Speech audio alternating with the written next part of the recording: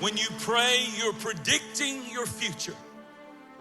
Lord, I thank you that you're going to do mighty things in my family and in my children's life and in my marriage. God, I'm predicting the future with prayer. As for me and my house, we will serve the Lord. Believe on the Lord Jesus Christ and you shall be saved and your house. The transcript of your prayers will become the script of your future.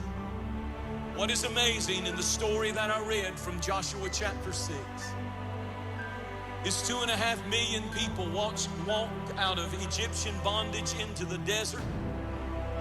And because of their unbelief, God said, I will not let that generation go into the promised land. And for 40 years, they lived in the desert until the whole generation died.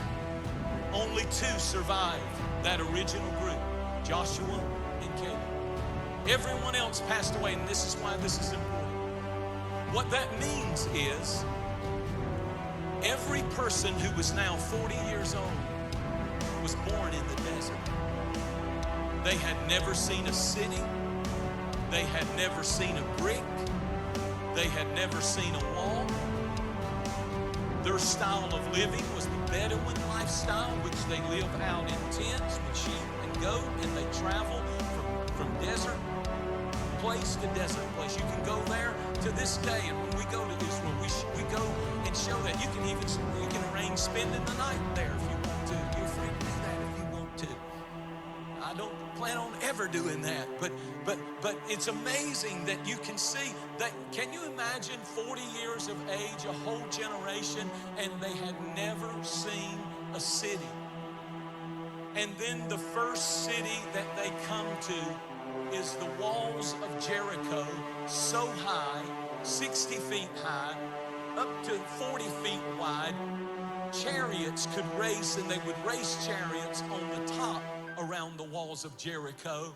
People who had never seen a city, who had never seen walls, are looking at this city that they're supposed to take, and God gives their leader the strangest commandment. He says, I want you to tell them for the next 6 days, 1 time a day, to walk around those walls. And on the 7th day, walk 7 times. What were they doing? They were making prayer circles. And it didn't matter how big the walls were. And it didn't matter what they didn't have. It didn't matter the lies and the threats and the jokes and the sneering that was coming from the top of those walls.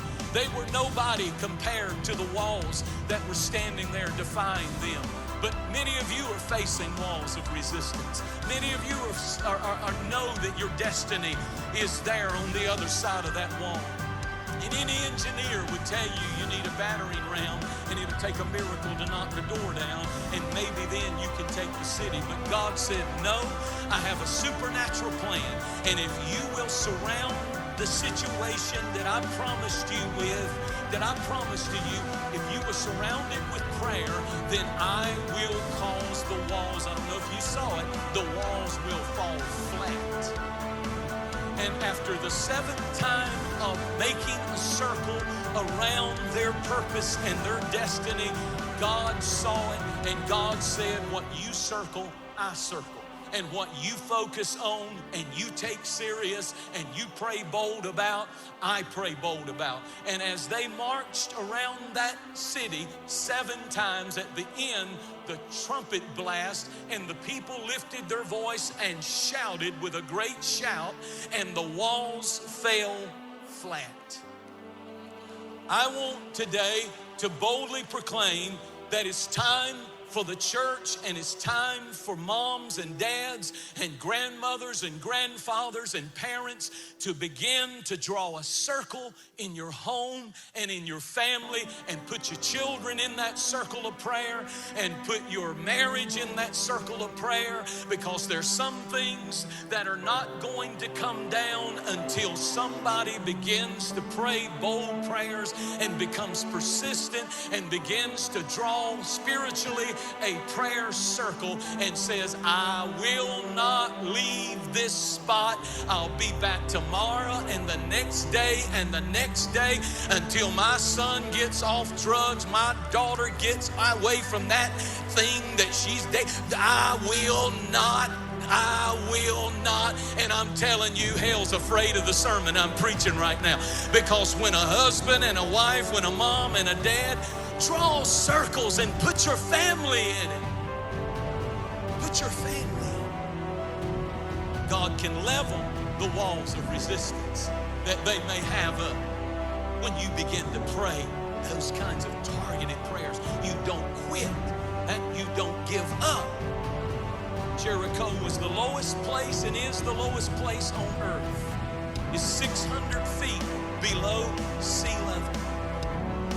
It's the lowest place on planet Earth, geographically speaking. And when you get in the lowest place of your life and you're facing walls of resistance, God says, I want you to target that. And I don't care how impossible it looks, start targeting it and circling that situation in powerful, bold